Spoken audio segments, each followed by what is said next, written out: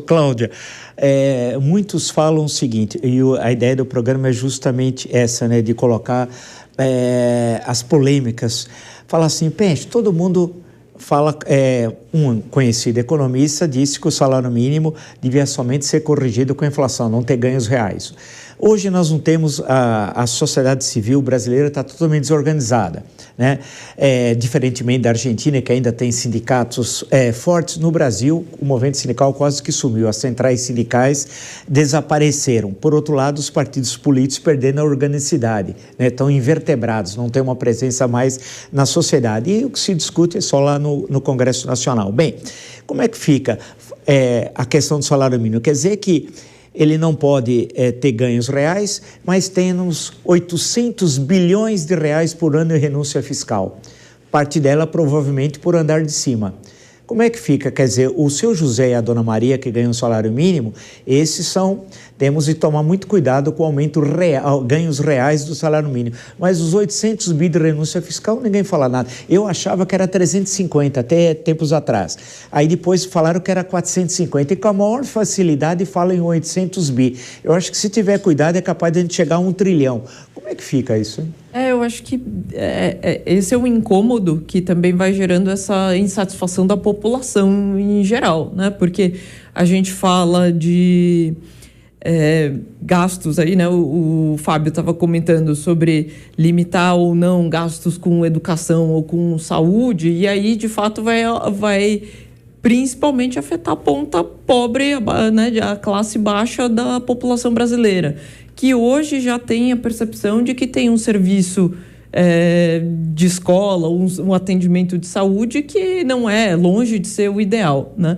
E aí, quando a gente vai falar de aperto em salário mínimo, eu acho que a insatisfação e a revolta até que existe da população em geral puxa, eu que ganho, né? Ou meu parente que está aposentado, minha tia, meu avô que está aposentado, vai ganhar um salário mínimo que não vai ter nenhum tipo de ganho real, e a inflação de alimentos, principalmente, subindo tanto, enquanto existem outras esferas que têm um montante que se come desse orçamento do governo, que é substancial. Então, em parte, também existia alguma discussão que vai olhar esses grandes números e a alocação eficiente disso. Eu acho que é uma pauta que é importante, né?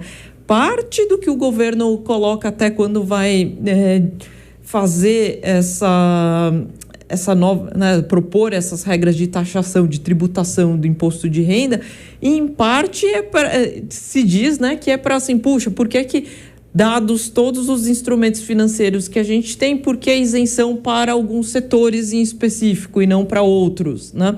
E aí eu acho que existe essa discussão de, por exemplo, como é que são feitas essas alocações e toda a questão de agradar as bases que se tem dentro do Congresso, que representam setores específicos, de por que agrada necessariamente a bancada do agro e os industriais e o pessoal de imobiliário, como é que fica.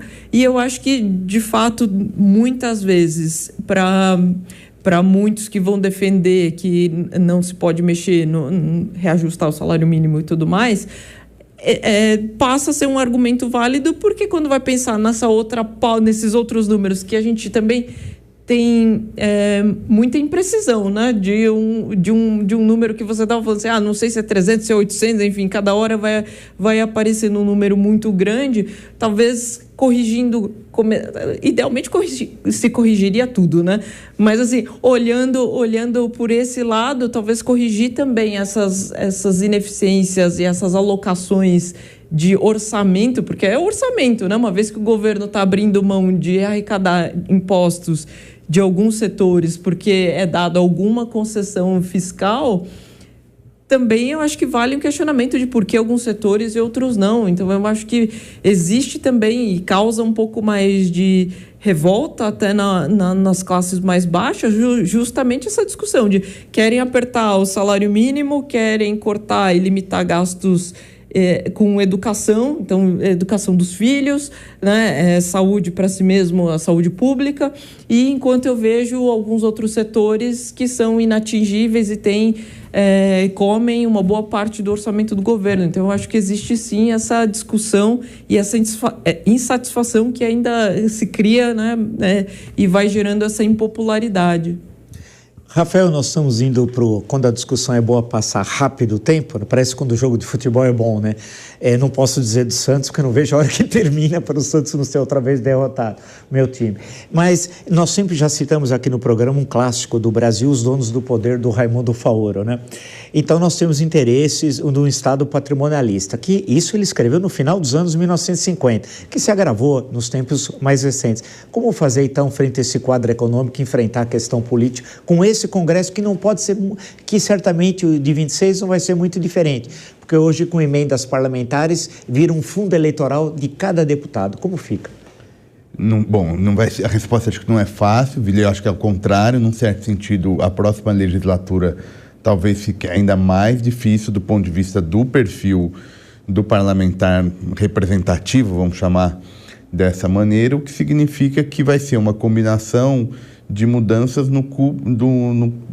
da elite política. Realmente, em alguns atores políticos com a responsabilidade institucional de minimamente organizar para que a gente tenha condição de manter esse ciclo de crescimento que, como você mencionou numa pergunta anteriormente, se a gente pega os números frios, o Brasil segue numa trajetória de crescimento. Eu acho que tem um elemento que vai ser fundamental nesse período entre o resultado da eleição de 26 e o desenho do orçamento, que vai ser, por óbvio, a disputa presidencial.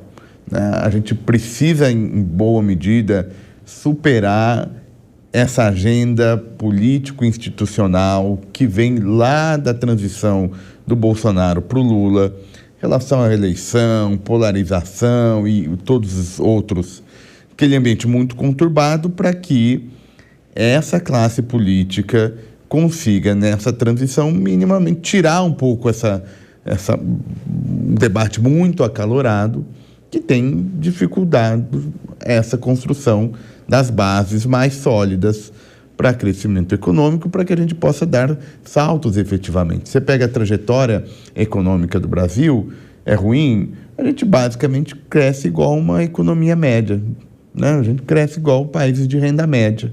A questão é se a gente vai conseguir construir bases para conseguir dar saltos de desenvolvimento e ter, obviamente, um ambiente muito mais harmonioso para frente. Então, me parece que é um pouco essa superação. O governo Lula III não conseguiu fazer isso. Ele não conseguiu superar, trazer uma agenda de um governo do tipo frente ampla, né? Ele ganha a eleição com essa frente ampla, a agenda de governo parece não representar essa frente ampla. Essa é uma tarefa que vai ficar por próximo, seja eventualmente numa reeleição do presidente Lula ou de um nome da oposição. Fábio Jambiage, nós estamos indo para o final da nossa conversa, temos aí 2 minutos e alguns segundos, eu passaria para você. Como é que fica? Eu queria explorar mais a questão da Argentina, mas não vai dar tempo, porque eu gosto, porque meu avô materno era argentino, então eu gosto e acompanho meio por cima as questões da Argentina diariamente. Mas como é que fica? Numa linguagem, eu sei que é um reducionismo meio analítico. O que fazer? Não dar ganhos reais ao salário mínimo e manter as renúncias fiscais de 800, só a União, porque os estados têm renúncias fiscais também, de 800 bilhões, não sei se esse número está correto, mas falam em 800 bilhões por ano de renúncia fiscal. O que fazer? Olha, eu acho que o que tem que fazer é exibir os números, tá? E aí acho que, infelizmente, o próprio governo cria uma certa confusão desnecessária. Ele mesmo dá a entender que os seus números são subestimados. O governo criou uma secretaria no Ministério do Planejamento, no governo atual, que foi uma excelente iniciativa da ministra Simone Tebet, chama-se Secretaria de Monitoramento e Avaliação de Políticas. E aí tem a melhor conta, a conta mais precisa para estes dados, que chama Orçamento de Subsídios da União. Todo ano, na altura do mês de julho, agosto, eles divulgam os números com uma tabela comparativa, programa por programa, até o ano anterior. os últimos números oficiais são de 2023, ainda não saiu o relatório referente a 2024. No ano de 2023, estou olhando aqui a planilha minha pessoal, me reproduz exatamente os mesmos números oficiais, era 519 bilhões, tá? Mas quando a gente desagrega, alguns números você pode dizer que de fato vão para, jornalisticamente, não, o andar de cima, utilizando a expressão do nosso amigo Hélio Gaspari, tá? Mas desses 519 bilhões, por exemplo, 113 bilhões são dos simples. Simples é andar de cima.